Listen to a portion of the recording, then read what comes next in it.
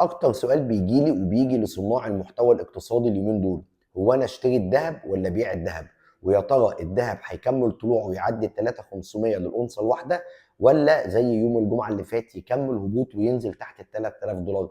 في قاعدة ذهبية في الاستثمار عن وارن بافيت بتقول ان دخولك وخروجك لاي اصل مالي سواء عملة رقمية او معادن زي الذهب والفضة او الاسهم يكون على مراحل.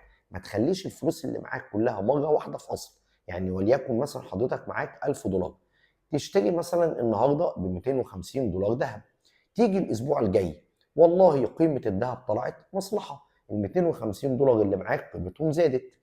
جه الاسبوع اللي وراه الذهب نزل مصلحه، تقدر بال 750 دولار بجزء منهم برضه 250 دولار تشتري كميه اخرى، فبالتالي تقلل متوسط الذهب اللي معاك وهكذا. فانت على طول كمستثمر في الاصول دي زي الذهب والفضه والمعادن عموما، دايما تخلي الدخول والخروج على مناطق سعريه مختلفه علشان تكون على طول كسبان. لو هو طلع الاصل اللي معاك الكميه منه كسبانه، ولو هو نزل الفلوس اللي معاك تشتري منه كميه اخرى بسعر مخفض فتقلل المتوسط اللي معاك.